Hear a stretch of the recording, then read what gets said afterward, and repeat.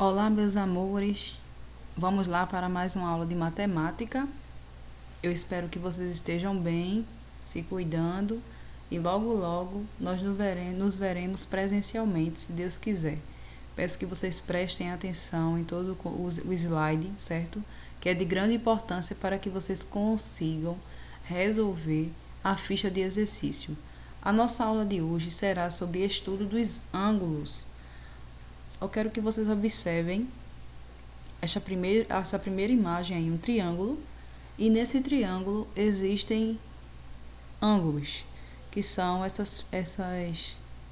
eu chamo de meia-lua, para entender melhor, que estão presentes nele, certo? Tanto verde como amarelo e laranja.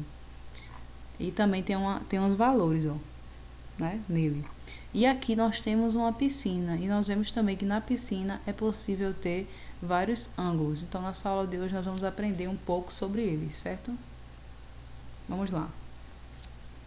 Há muitas situações em que a precisão de um ângulo é fundamental.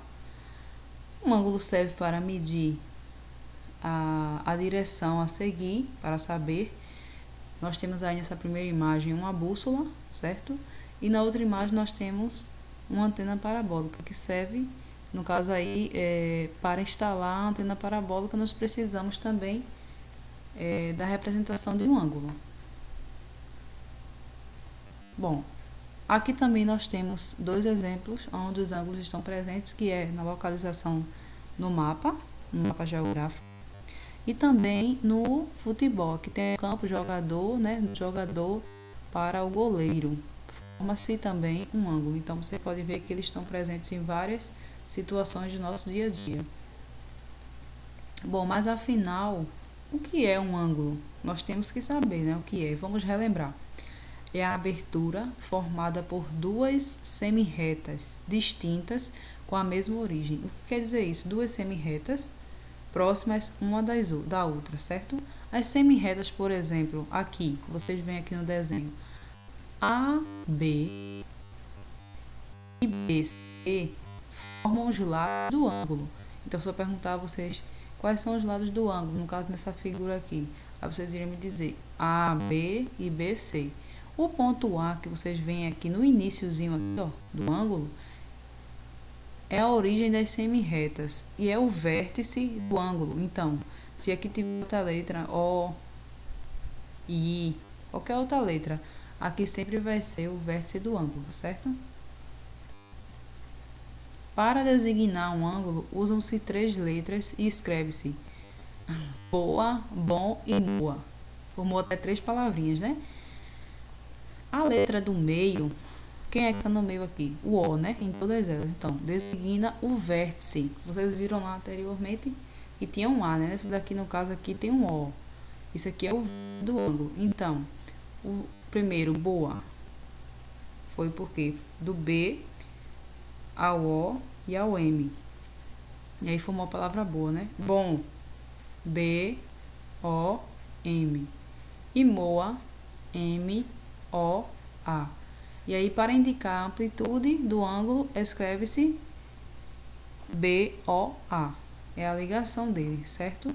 Ao vértice, que no caso aqui, dessa figura, é o O. Bom, a unidade de medida dos ângulos é usada em grau. Então, se vocês verem um valor que tem uma bolinha em cima, essa bolinha aqui, ó, ela se chama grau. E o instrumento usado para medir ângulos se chama transferidor. Né? Se vocês já compraram aqueles conjuntinhos de régua em que vem esse instrumento. Então, ele é utilizado justamente quando trabalhamos com ângulos, para que a gente possa fazer as medições desses ângulos. Bom, a amplitude dos ângulos. Então, a amplitude de um ângulo reto é 90 graus. Um ângulo agudo mede menos de 90 graus. Um ângulo obtuso mede mais de 90 graus. A amplitude de um ângulo raso é 180 graus. A amplitude de um ângulo giro é de 360 graus, ou seja, o ângulo todo, o círculo todo, a volta completa é 360 graus. E a amplitude de um ângulo nulo é 0 grau. Vejam que todos os números estão com aquela bolinha, ó, lá da que eu expliquei do slide anterior, que significa grau. E como é que a gente encontra esses valores, professora? Justamente utilizando o transferidor, que é o que nós vimos também no slide anterior, o desenho. Bom, vamos entender agora como é que nós sabemos quando é a parte do ângulo exterior e interior, certo? Nós temos aqui o primeiro desenho, e essa partezinha aqui, ó, tá pintada, o I, né, dá para vocês verem direito, é chamado interior do ângulo, ou seja, dentro, é a parte de dentro. E o E, que é essa parte branca, é chamado de exterior do ângulo. Agora vamos ver também quando os ângulos é chamado de consecutivos. Por exemplo, aqui eu tenho O, A, B e C. Então, A, O, B, o O está com circunflexo em cima porque é justamente o ponto de origem, certo? Deve ser por isso que fica com esse acento circunflexo em cima. Então, A, O, B e B, O, A. E B, O, C, perdão. A, O, B e A, O, C. A, O, B e B, O, C são consecutivos, porque, observem, dois ângulos que têm um vértice e um lado em comum, ou seja, todos eles vai ter o vértice O. E o lado em comum, que no caso é o lado AB, certo? Então, por isso que eles são chamados de ângulo consecutivo. Então, como é que eu sei também encontrar uma bissetriz de um ângulo? É a semirreta com a origem no vértice, que divide um ângulo em dois ângulos geometricamente iguais, chama-se bissetriz do ângulo. Vejamos aqui no desenho, essa figura aqui. Mais uma vez, ela tem como vértice o O, né? E aí tem duas medidas aqui em graus, 20 graus, e tem os pontos C, B, A. Na figura, como é que eu já leio? A, O, lembrando que o O sempre fica no centro, que é o vértice B. Então, é semelhante, esse símbolo aqui significa semelhante a B, O, C. Quer dizer que OB, aqui, ó, esse traço do meio aqui, ó, é bissetriz de A, O, C. Ou seja, essa reta está localizada no meio do ângulo, certo? Então, temos aqui alguns exemplos de ângulos que são encontrados no nosso dia a dia, como o catavento, né? Ele faz um giro de 360 graus, e temos aqui também duas espadas traçadas ao meio em forma de X. Só para a gente ver que os ângulos também estão presentes nas coisas do nosso dia a dia.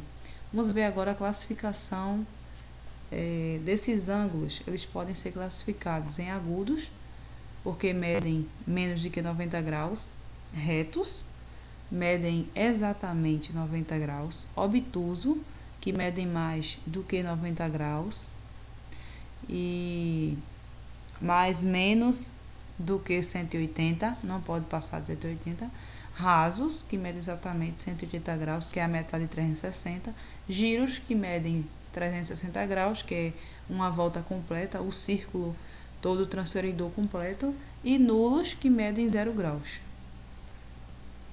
Bom, aqui eu fiz um desenho porque aí vocês compreendem melhor. Os ângulos são classificados conforme suas medidas. Então, o que eu expliquei, né? Agudo menor que 90 graus. Aí tem aqui, ó, uma representação do ângulo agudo, certo? Reto, igual a 90 graus. Sempre eles vão apresentar, ó, esse símbolozinho aqui, esse quadradinho com esse pontinho dentro, os ângulos retos, certo? Que é igual a 90 graus. Obtuso, maior que 90 graus, ou seja, a abertura dele aqui, ó, do ângulo é maior do que 90 graus. Já o agudo é menor. Aí tem que observar essa partezinha amarelinha, essa região aqui do ângulo, da abertura do ângulo, certo? Meia volta, quer dizer a metade de 360, que é 180. Aí vocês podem ver aqui a abertura do ângulo. E a volta inteira, que é igual a 360 graus, que é o meu círculo todo. Então, é isso aí, pessoal. Eu espero que vocês tenham compreendido um pouco da nossa aula hoje sobre ângulos. Agora, vocês irão fazer uma lista de exercícios sobre esse assunto. Eu espero que vocês consigam responder. Qualquer dúvida é só me chamar lá no privado do WhatsApp, certo? Não esquecendo de vocês enviarem a foto da atividade pronta. E é isso aí. Até a próxima aula.